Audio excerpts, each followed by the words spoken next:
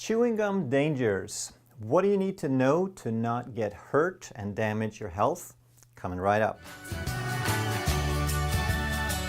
Hey, I'm Dr. Ekberg with Wellness for Life, and if you like to truly master health by understanding how the body really works, make sure that you subscribe and hit that notification bell so that you don't miss anything. So someone asked me recently about chewing gum because she wanted to chew gum because it helped her skip meals and not get so hungry and so many cravings. So I thought I'd explain a few things. And people will chew gum for a variety of reasons. I saw a long list and I disagree with most of those reasons. The only true benefit is that it's been shown to improve your focus, your cognitive abilities. And the reason is along the lines of what we talked on some other videos on afferentation, on proprioception. So that when you chew, when you move, then you create signals that stimulate the frontal lobe, and the frontal lobe controls focus. So when you chew, that's a form of movement with a lot of receptors in the jaw, so that's a very intense form of stimulation for the brain, so you fire up the frontal lobe. Now, there are much better ways to increase your frontal lobe activity. I would suggest exercise, getting up, standing and stretching, do some postural exercises. You can check out the Three-Winged Friends right here. And doing breathing exercises and meditation. Those are way better methods of improving focus and afferentation and proprioception. The cons, the disadvantages though, that's a big long list. And I want to touch on a few of them.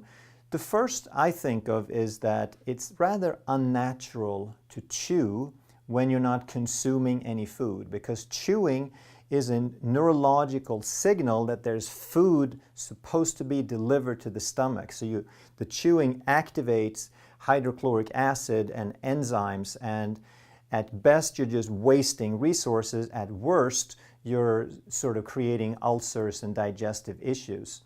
So we have to think about what's natural, what is nature intending with all of these mechanisms, what are we stimulating, what's happening. Another thing, of course, is that if a lot of gum has sugar, so we're consuming additional sugar, but even worse is all the toxic chemicals that they put in chewing gum these days. So just a brief history on how this has gone about. So it used to be that regular gum had sugar and people chewed it and they got cavities and that wasn't a good thing. So they said, oh, let's do sugar-free. And then of course they put artificial sweeteners in the gum instead. And then they figured out, well, artificial sweeteners, they're toxic.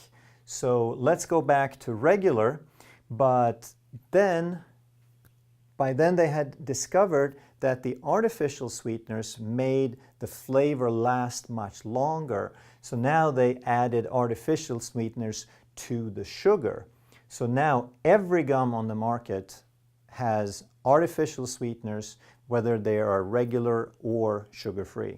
So check this. It is every commercial brand out there. If you read the fine print, it's going to say aspartame, sucralose, or acesulfame potassium. Maybe one or maybe all three or any combination.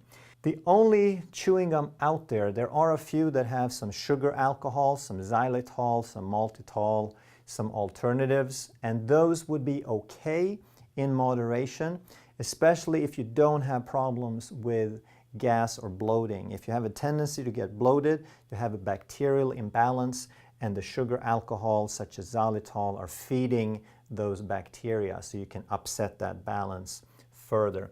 The problem with the xylitol is people don't like it much because the flavor lasts like 10 seconds and then it's gone, so you spit it out and have to take another. So what's so bad about these artificial sweeteners? Well, let's take a look. The two main ones out today is aspartame and sucralose. And aspartame was marketed as NutraSweet. Sounds good, right? It's sweet and it's a nutrient. Wow, gotta go for that. But what is it really? Well, it breaks down into aspartate or aspartic acid, which in the body is a neurotransmitter.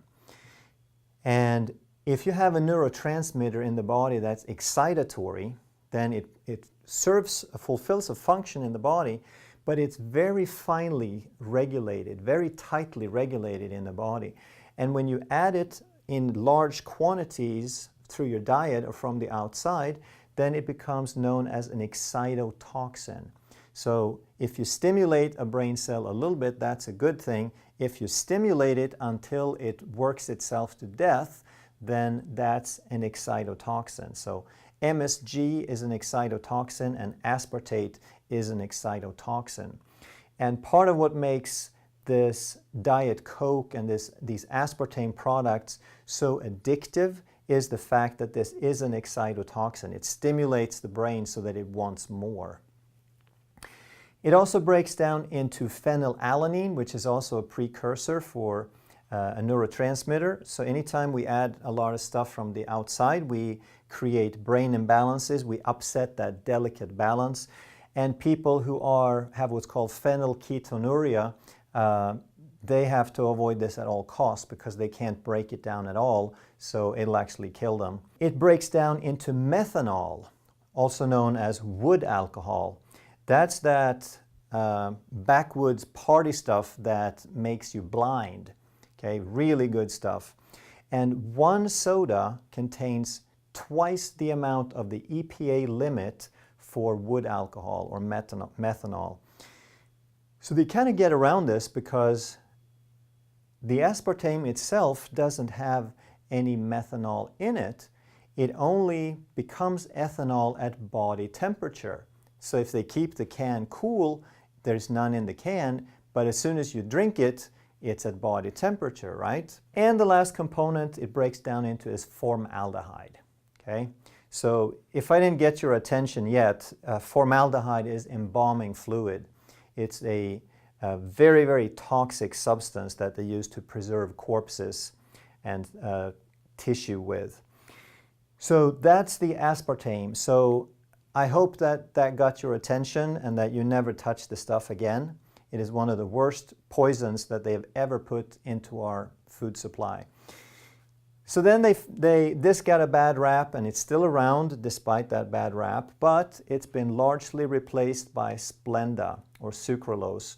So when they marketed this, they told people that, oh, well, this is so natural.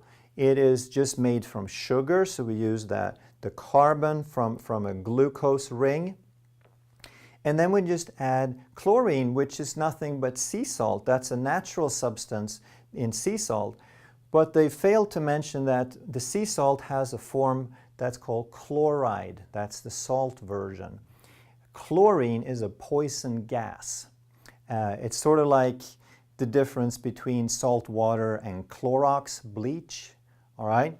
A little molecular shift makes a big difference. And when you put chlorine onto the carbon in sugar, you're making a new compound called a chlorocarbon.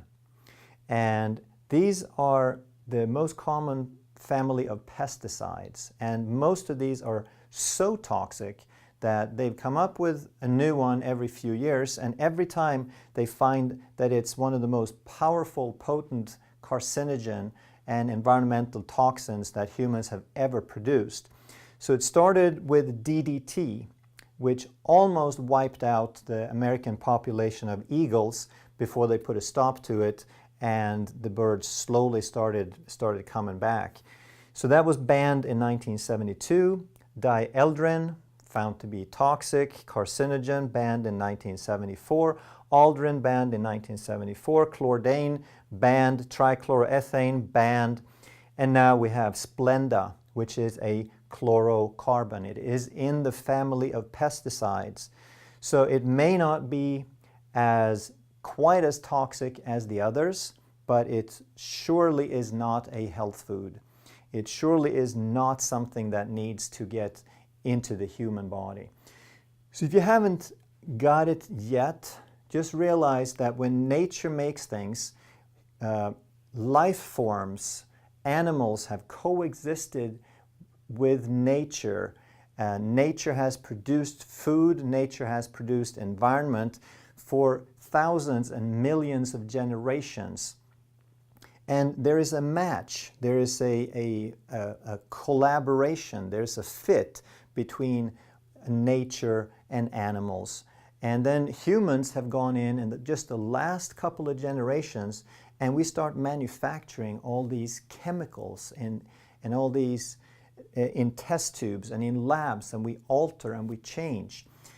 And if nature didn't make it, it doesn't belong in your body. Just keep it that simple and know. So there are different degrees of poison, but none of them belong in your body. So please share this content with as many people as you can, because these toxins are ruining lives. And the more people that you can tell, the more people that you can share and inform about this, the better off they will be. So if you're new to this channel and you enjoy this sort of content where you can learn about how the body really works, get behind the scenes and get a deeper understanding, please subscribe and hit that notification bell so that we can keep this content coming your way. Thank you.